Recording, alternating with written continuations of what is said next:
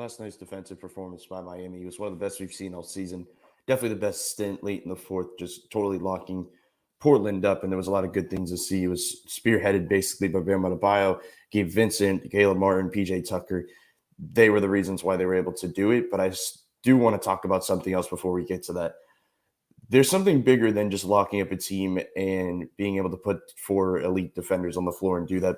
Spoelstra, I think, was the biggest takeaway from this game. He did something in the third quarter that basically turned this whole game around. It's something he did against Utah early in the season at home, where Donovan Mitchell was basically cooking Miami. Gobert was kind of having his way in the interior.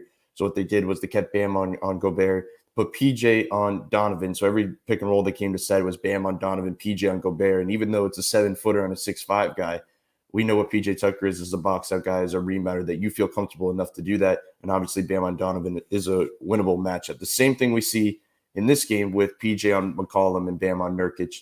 After they did that, I'm going to show you three straight defensive possessions immediately after they went this route. So let's start right here. You're going to see the first one, PJ on McCollum, Bam on Nurkic. What do they do? Bam's going to switch out onto McCollum.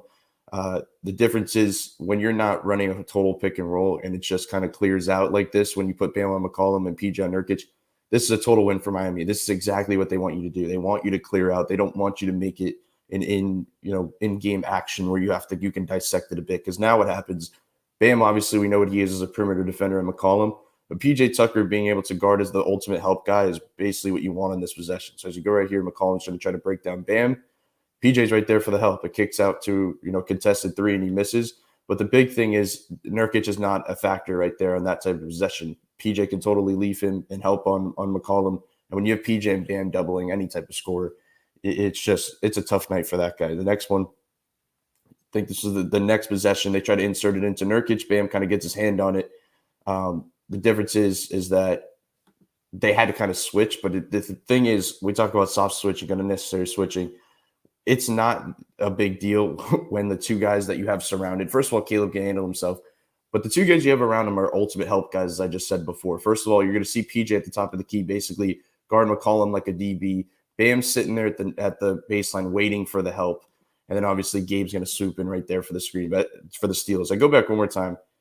This stuff is just picture perfect, as we see once again. It gets in there. Caleb steps up just in fast motion. PJ blocking him out. Bam's waiting for the help. Nurkic now is in a bind. He has to try to feed it quick, and Gabe stands in front of him. And speaking of specific players, Gabe Vincent, I don't think there's a better defensive skill for him. First of all, baseline to baseline is important, but being able to front big guys, he's just able to do it. There's been times where he gets guys technical fouls because he just bothers them. He can get in their grill. He can really just be physical with them, and that's his strength, and they can utilize that to their advantage on possessions like that. The last one, within the third quarter of these possessions straight, once again, you see PJ Tucker at the top of McCollum, Bam coming up. Exactly what they want you to do is come set the screen. The difference is with Portland right here is what they do as their counter is they're going to set a really high pick and roll, especially with PJ, the way he's guarding up at half court, because then you don't have that help defense from PJ. You can basically just go one-on-one. But the difference is, as we see right here, you're going one-on-one with one of the best defenders in this league. So he gets him. He thinks he has him behind him, but Bam obviously recovers. I think he gets a piece of that ball right there and he misses. Like, that's the stuff that makes this team so difficult. It's one thing to talk about PJ being able to guard a big. It's one thing about talking about Bam being able to guard a guard. But this is Erik Spoelstra masterpiece where he can make these decisions. This is his type of roster. This is his type of lineup where he can turn a game in the third quarter through that type of stretch just because of that one simple move. And that's basically what turned it. This stuff I'm going to show right now at the end of the game is all cool. But that's what kind of leads to this type of stuff when you have a coach that's able to make those moves, change coverages, change matchups, and you're able to be this free and you don't even have three of your four best players on the floor. In this game, second half, after Jimmy got ejected. So now, fourth quarter, I'm going to show this play. You're going to see Gabe, obviously, on Anthony Simons, which is a winnable matchup. You only have one kind of below-average defender in Max Strus on the floor, and you can live with that because he may not be the greatest on-ball defender, but he's pretty decent positionally that he's – most of the time he's going to be in the right spots, and you can live with that. That's all you kind of need, especially when he's guarding a Covington, who's going to sit in the corner right here. But obviously, you're going to see PJ guarding McCollum. He switches, and obviously that's a switch you can live with because Caleb Martin's probably one of the best on-ball defenders on this team.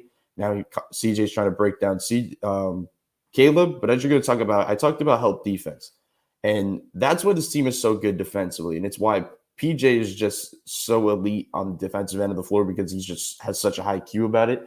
Uh, but Bam's picked up on it as well. Like Bam is just naturally gifted defensively, but he's also become such a good help defender and positional defender that's what makes him scary in this league. As I show one more time, you're going to see CJ try to break down Caleb.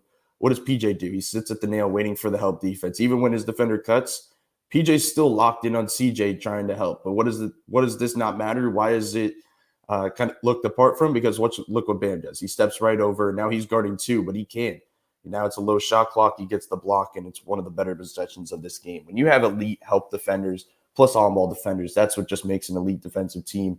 But that's the type of stuff to where you look at Bam and you look at Dedmon after the game talking about he's one of the best 1 through 5 defenders he's seen in this league in quite some time. That's why, because not only can he lock up literally a point guard from a center, but he can also he can be anywhere on the floor from doubles and help and everything along those lines. The last possession, just a really all-around strong possession that we saw. The first thing here that we need to mention is Caleb Martin's just ball pressure overall, because you're going to see him hound him all the way down the floor. He's trying to post him up, trying to get him down. He inserts it into Nurkic. Let's look at the shot clock, because that's the part to mention here. 13 seconds on the shot clock is his first in entry pass. That is why they are able to kind of stop possessions like this. When you can shrink the clock halfway down in the shot clock and force a Portland team to speed up who doesn't have a Damian Lillard to kind of bail them out, like you're basically in a winnable spot already. So now Bam on Nurkic here. Caleb's trailing Anthony Simons. PJ on CJ McCollum right here. Once again, they switched. The difference is PJ has to drop quick because this is the only time Nurkic, as I said before, is really in a spot where he's effective on this specific role. Once he gets through this role and he doesn't make this pass, then PJ can be that help guy again. He gets it off him. Bam is just guarding CJ. He blankets him. Gabe's denial on that wing on Covington basically puts him in another spot that he has to kick it to this corner. And it's once again a contested three. And Bam Adebayo gets the rebound, and it's just an air ball. That's the type of stuff Miami did last night. There was plenty of possessions that I could have went through because there were just so many in that final 5-minute stretch in the fourth quarter.